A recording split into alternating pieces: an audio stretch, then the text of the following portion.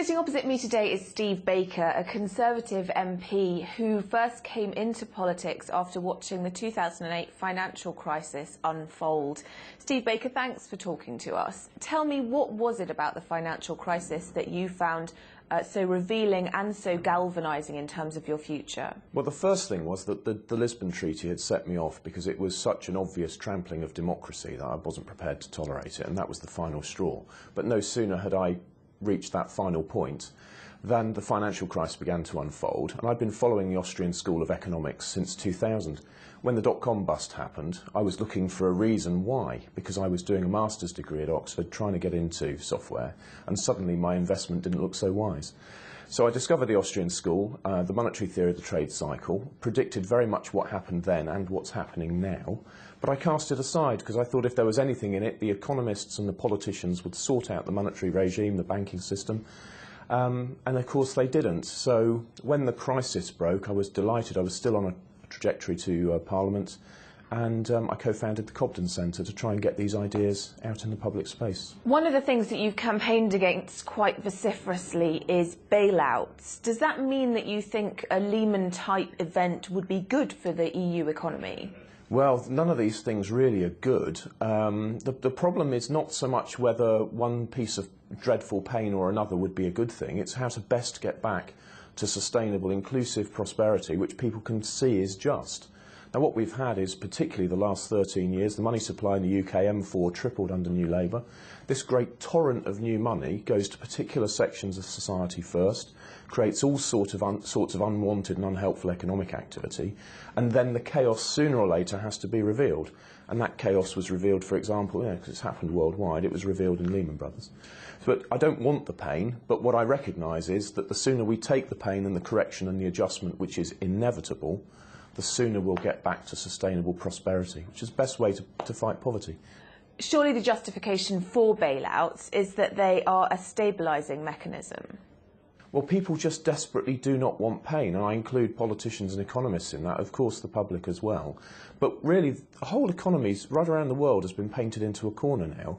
We've had cheap interest rates, artificially cheap interest rates, and consequently a great flood of new money. The choice now is either continue having a flood of new money, which you can see at the moment is the choice with QE, although they're modest quantities. Either keep having new money, and ultimately that will lead to inflation, and probably accelerating inflation, or you stop accelerating the supply of new money and you take a correction. Now, neither path is painless. What I'm arguing is that those two paths are inevitable. At the moment, we're stuck in a sort of stagnation, but it won't go on forever. The UK is a country with a strong banking lobby, though. How likely is it, do you think, that a no bailout policy would be instigated? Well, it doesn't feel very likely at the moment. What role do banks play in politics?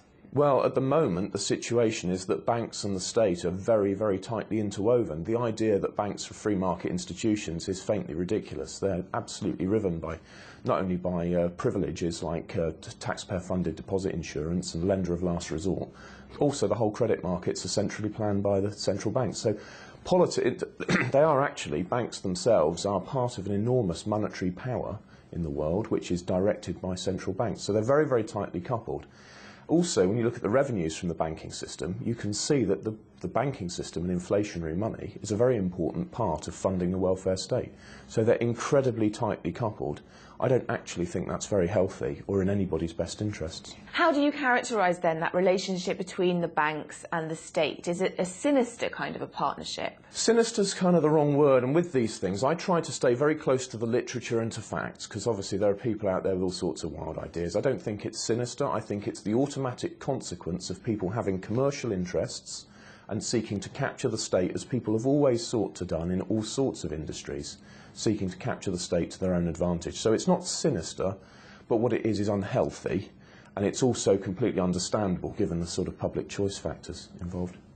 You mentioned central banks just a minute ago, but you say that economies can get on perfectly well without central banks. Yeah, well, you look at the United States, the Federal Reserve's a relatively recent innovation, and it was supposed to stabilise prices, and no sooner was it implemented, then there was an enormous boom ending in a dreadful bust, which at least prior to this one was the worst the world had ever seen.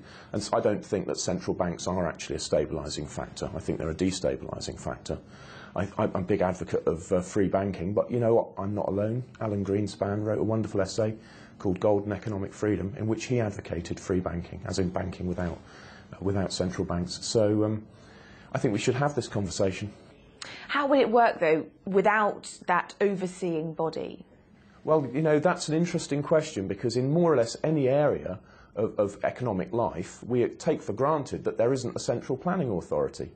We don't have a tractor planning authority or a bread planning authority in the UK, or indeed in the United States. We just know that there'll always be tractors and there'll always be bread. In fact, there'll always be a rich variety of bread of different kinds at different price points. But when it comes to money and banking, the commodity, where money is the commodity on one half of every commercial transaction, we take for granted the existence of committees of wise men planning its price and quantity. So sometimes I think it's like the emperor's new clothes. What's wrong in the world is the system of banking and of money and credit. That system is centrally planned in a way that we would not tolerate with any other commodity, precisely because we know if it was centrally planned, they'd get it wrong. So yeah, the emperor's new clothes need to be, the emperor's naked. It has to be revealed, and we should be really looking hard at central banks and how they're destabilising our whole social system. Who is it then that needs central banks? Is it politicians that can't let go of them? Bankers need central banks. If you were to trace back through the way that banks work, Mervyn King said of all the many ways of organising banking, the worst is the one we have today. So what characterises banking? We have fiat money, money backed by nothing. Notes and coins are just paper money and token coins. But actually most of the money supply is accounting entries. But it doesn't account for anything, it's just an accounting entry. So that's the first thing. We have fractional reserve deposit taking, which means that when you put your money in your current account, it belongs to the bank. They're able to use it to fund themselves. Taxpayer-funded deposit insurance, lender of last resort, and central planning. All of these things taken together are hugely destabilising, and actually they're not helping. So how would it work? The way it would work in a free banking system, you'd have a commodity as the basis of money, normally gold or silver in the past. You wouldn't have limited liability for bank directors, and again, that used to be normal. People used to accept partnerships, trustee savings banks, mutuals, instead of profit-making, because the various factors involved are toxic taken together. I'm all for profit-making, but what you can't have is profit-making and bailouts. So the way it would work is the normal rules of contract, property would work, instead of having this system of state planning, state control and legal privileges. So it would work through the free market. Quantitative easing is another bugbear of yours. You say it's part of the problem and not a solution to the crisis. Yeah, so what's happened, if you look back, particularly over the 40 years since Bretton Woods, but especially the last 13 years, there was an enormous increase in the money supply. We've based our economy on that increasing money supply. So the crazy thing about QE is it's not actually new, this idea of increasing the money supply. It's just that it was previously much more insidious. What's happening with QE is it's just ducking the problem. The central banks, politicians are trying to restart the money creation process in the hope that the economy will restart, everybody get re-elected, and the cruel fantasy is being maintained that everything can go on as it was before. So what QE is doing is maintaining a cruel fantasy, and it's also introducing further distortions, because who gets the new money first? Banks, people close to banks, the state. It's just further distorting our economy towards banking, towards housing, towards the state, and it really is not a healthy direction of travel. The US, as we know, has done a lot of quantitative easing. How much inflation is the US exporting globally with that policy? Well, I think the US is exporting considerable inflation. In fact, if you look, not particularly a gold bug, but there's a wonderful website, pricedingold.com. If you look at the price of oil in gold, it's been stable since the end of the Second World War. It's been low and stable. The price has hardly increased. In fact, last time I checked, the price of oil in gold was lower than it was at the end of the Second World War. If you look at the price in dollars, of course, since 1971, the price of oil has been high and very volatile. And there's something going on here that is obviously to do with the supply of dollars, because the supply of gold is relatively fixed. supply of dollars is relatively volatile, and as a result oil, which is that universal global commodity traded in dollars, is high and volatile. So I think actually there's a really profound and fundamental problem with the dollar and commodity prices. I've put it on the record in Hansard, I've asked the government to look at it. I really just want to keep pushing that, banging that drum, to see if we can get some sense into our monetary order. Back in this country, and you say we're in a crisis of state intervention. What does that mean? It's been true for most of the last 40 years. That governments have spent more than they could take in taxation. They've then borrowed, and then they've allowed the currency to be debased through the credit markets. And this whole nexus of state intervention in the economy, state debasement of money, is ruined us. But I'd add to it, it was once enough to say that capitalism was the private ownership of the means of production. But then ownership also meant control and the private bearing of commercial risks. But today, people may well own capital, but they end up so constrained by regulation and taxation that they don't really effectively control it. And you can see in banking that they don't bear their own commercial risks. So this is not a capitalist system, it's a heavily interventionist system. So basically you're all for rolling back the state?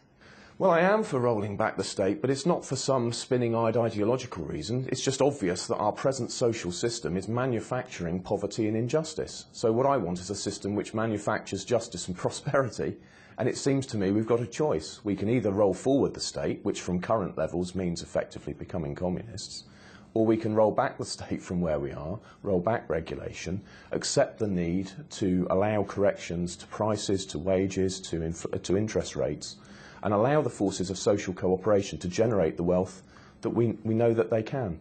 So, of course it's difficult and it's frightening, because 2/3 of government spending in the UK is welfare, health, education and debt interest. Now, we're not going to have lower taxes in a smaller state without reducing spending on those areas. And I recognise that. That's why I talk so often about mutuals. I really think that welfare and health, in particular, would be better delivered by mutualising those services. It is worrying though, isn't it? I mean, if you roll back the welfare state, isn't there a huge risk of leaving the poorest and most vulnerable in society exposed? Well, this is why I'm so insistent that we must change the system of money, because this cycle, it's a complex cycle of state spending on a deficit plus currency debasement to maintain this idea that we can all live at each other's expense through the state. It's increasingly obvious that it is a cruel fairy tale. Now, I come from a very ordinary background. My mother, my father are dependent on their state pension and the NHS, but it's a cruel fiction. We have to get to the point where we're actually able to sustain ourselves in a way which can go on indefinitely. Because at the moment, if we look forward and just look at the Western world's debt projections, it is obvious that in our lifetimes, and I mean in our lifetimes, the current system of society will come to an end. The question is not whether it will, it's when it will and the manner in which it happens. And politicians are going to have to really step up to the mark and be honest with the public and say, we just cannot meet these promises. We need to make new promises which can be met, fund them honestly, and have a productive and inclusive economy which is just and moral. Steve Baker, thank you very much. You're most welcome.